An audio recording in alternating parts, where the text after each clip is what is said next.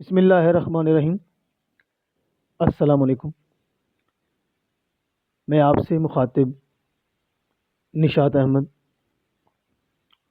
Urdu lecturer.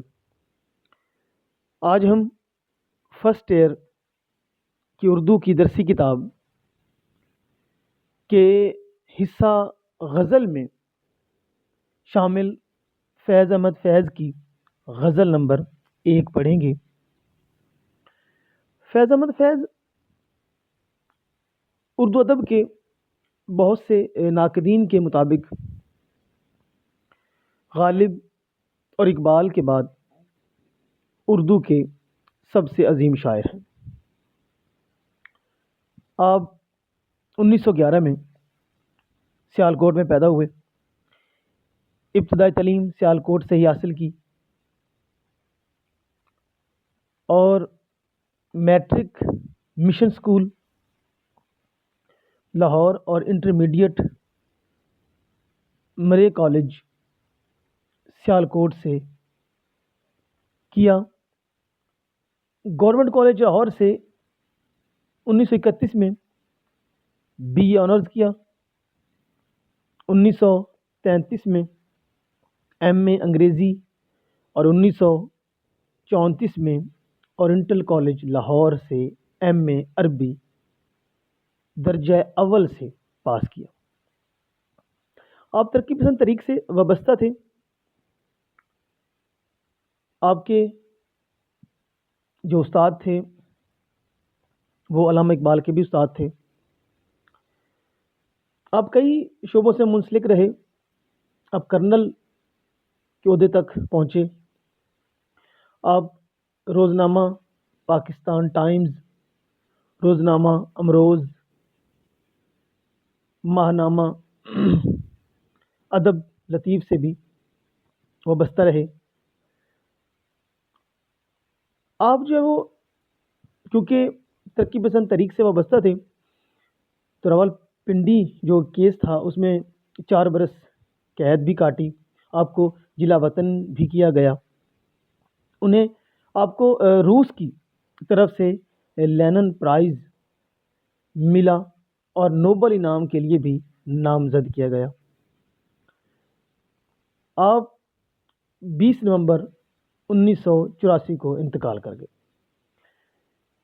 فیض احمد فیض نے نظم اور غزل دونوں میں لکھا اور کامیاب رہے۔ رومانویت، محبت کے لطیف جذبات کا بے ساختہ اظہار، ترنم، رجائیت، سوز ان کے کلام میں پایا جاتا ہے۔ انہوں نے روایتی الفاظ و تراکیب اور علامتوں کی دنیا جو ہے وہ اس میں مفہوم اپنا پیش کیا اور انہی میں سیاسی معنویت پیدا کر لی۔ ان کی جو غزل نمبر 1 جو ہے جو نصاب میں شامل ہے اس کا شعر پڑھتے ہیں۔ نہ گواؤ ناوے کے نیم کش، دل ریزہ ریزہ گوا دیا۔ نہ گواؤ ناوے کے نیم کش، دل ریزہ ریزہ گوا دیا۔ جو بچے ہیں سنگ سمیٹ لو، تنے داغ داغ لٹا دیا۔ اس شعر کا مفہوم ہم پڑھنے سے پہلے ہم اس کی جو لغت ہے وہ بتا دیتے ہیں۔ مشکل الفاظ کے معنی: نہ گواؤ، ضائع مت کرو۔ ناوک تیر کو کہتے ہیں۔ نیم کش آدھے کھینچے ہوئے۔ دل ریزہ ریزہ ٹکڑے ٹکڑے دل۔ جو بچے ہیں جو بچ گئے ہیں، سنگ پتھر سمیٹ لو اکٹھے کر لو۔ تن جسم داغ زخم لٹا دیا، قربان کر دیا۔ مفہوم کچھ یوں ہوگا: اے مجھ پر تیر اور پتھر برسانے والو، تم نے اپنے آدھے کھینچے ہوئے تیروں کو کسی اور کے لیے بچا کے رکھ لو، ہمارا زخمی وجود پہلے ہی قربان ہو چکا ہے۔ تشریح میں اس شعر کی دو پہلو ہوں گے۔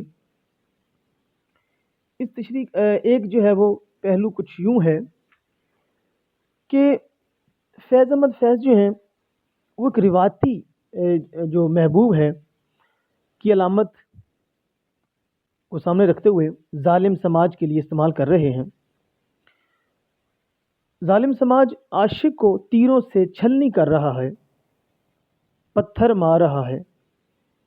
شعر میں تیر اور پتھر کھانے والا عاشق مر کر اپنی زبان حال سے ظالموں سے کہتا ہے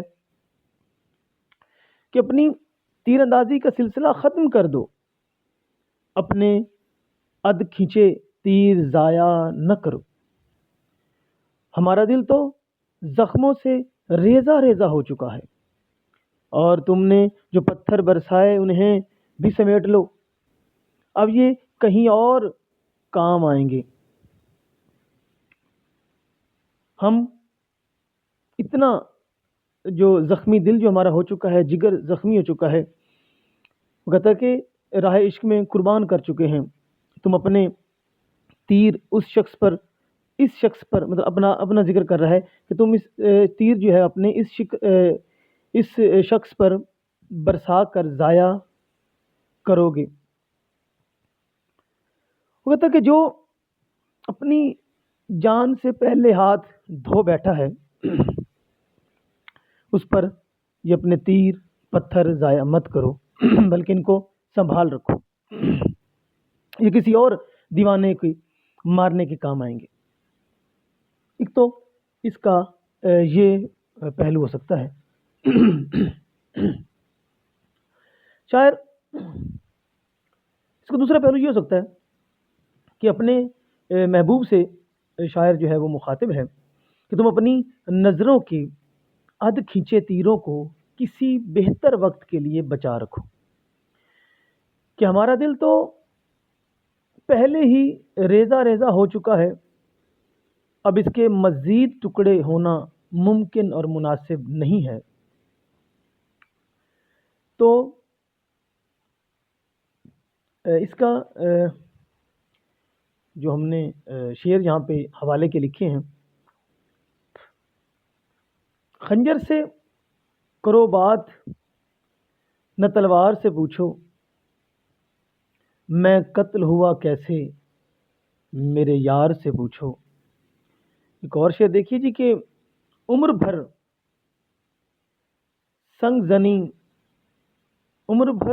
زنی کرتے رہے اہل وطن، یہ الگ بات کہ دفنائیں گے اعزاز کے ساتھ۔ اگلا شعر دیکھتے ہیں جی کہ میرے چارہ گر کو نوید ہو، صفے دشمناں کو خبر کرو، وہ جو قرض رکھتے تھے جان پر وہ حساب آج چکا دیا۔ اس شعر کا مفہوم جو ہے وہ ادا کرنے سے پہلے ہم مشکل الفاظ کے معنی دیکھ لیتے ہیں۔ میرے چارہ گر ہمدرد، معالج، دوست بھی کہہ سکتے ہیں، نوید خوشخبری، صف دشمن جو دشمن ہیں ان کا گروہ جو ہے، ان کی جماعت جو ہے، دشمنوں کی جماعت کہہ سکتے ہیں، دشمنوں کی قطار کہہ سکتے ہیں۔ اطلاع، خبر کرو، اطلاع دو، قرض بوجھ، حساب اپنے ذمہ کا کام چکا دیا، اتار دیا، بے باک کر دیا۔ وہ کہتا ہے جی کہ اس کا مفہوم دیکھیے، میرے دوستوں اور میرے دشمنوں دونوں کو یہ اطلاع دے دو کہ ہم نے آج اپنی جان قربان کر کے حساب چکا دیا ہے، اتار دیا ہے احسان۔ اب اس شعر میں جو ہے وہ فیض احمد فیض صاحب جو ہیں وہ پہلے مصرے میں دو افراد سے مخاطب ہیں۔ ایک تو وہ کہہ رہے ہیں ہم جو ان کے جو ہمدرد ہیں، دوسرا ان کے جو دشمن ہیں، دونوں کو ان دونوں سے مخاطب ہیں۔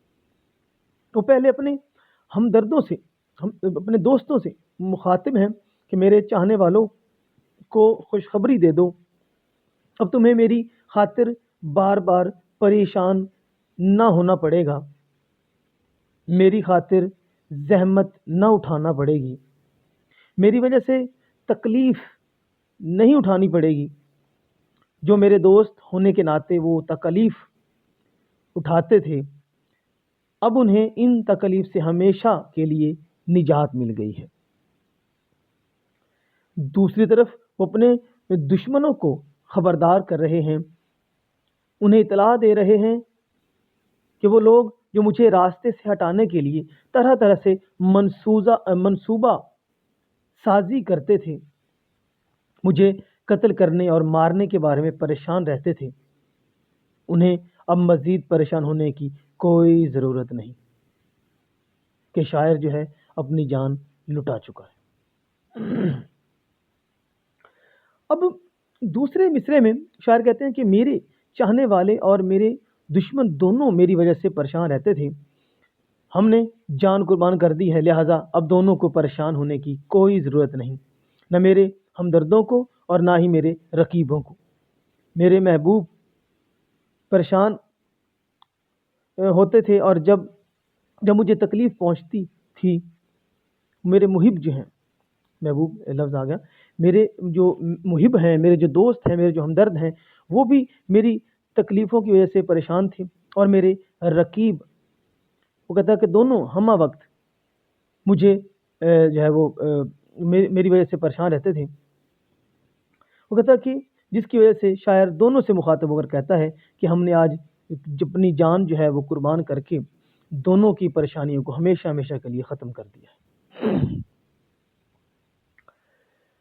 تو اس لیے یہاں پر جو کہتا ہے یہاں پہ شاعر، ایک اور بھی اگر لکھیں کہ تھوڑا مزید اس کی تشریح بڑھائیں تو یوں ہوگا کہ فیض کہتے ہیں کہ میرا علاج کرنے والوں کو یہ خوشخبری سنا دو کہ میں نے مر کر ان کو اپنے علاج کی مزید پریشانیوں سے نجات دلا دی، اور میرے دشمنوں کے ہجوم کو بھی اطلاع کر دو، وہ میری زندگی اور زندہ رہنے سے پریشان اور خوف زدہ تھے، مجھے اپنی راہ کا کانٹا سمجھتے تھے، میں نے مر کر ان دونوں کا حساب آج چکا دیا ہے۔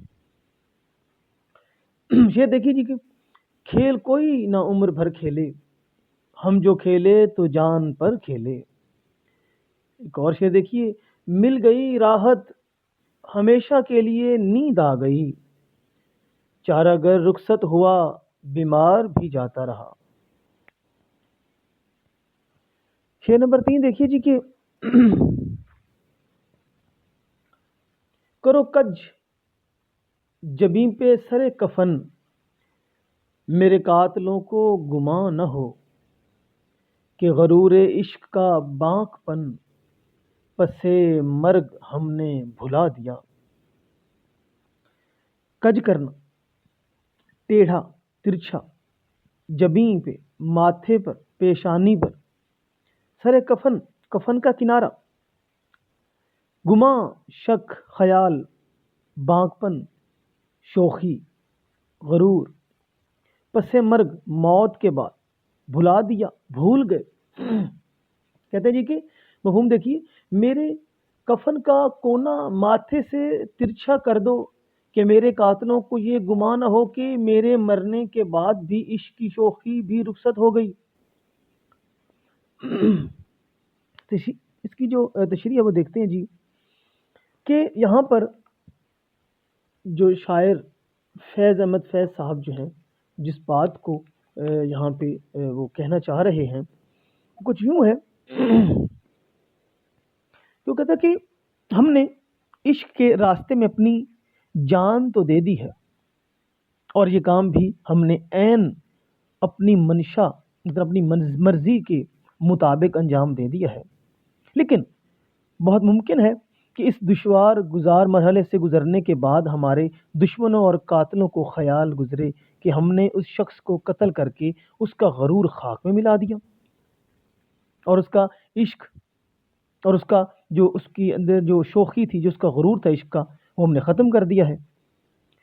فیض کہتے ہیں ایسا نہیں ہے، ہمیں اپنے عشق پر فخر تھا اور اس کی لاج رکھتے ہوئے ہم نے اپنی جان کی قربانی دے دی، مگر ہم مرنے کے بعد اپنے اس بانک پن، اس شوخی سے دستبردار نہیں ہونا چاہتے۔ اب دشمن کو کیسے پتا چلے کہ مقتول کا بانک پن ختم نہیں ہوا؟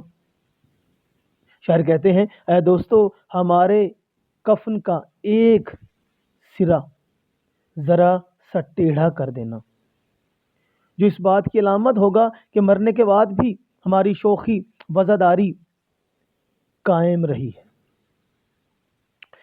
اب یہاں پہ سمجھاتے چلیں آپ کو تھوڑا سا کہ خیال رہے کہ بانک پن ایک خاص طرز حیات، جس کو انگریزی میں لائف سٹائل کہتے ہیں، کا نام ہے۔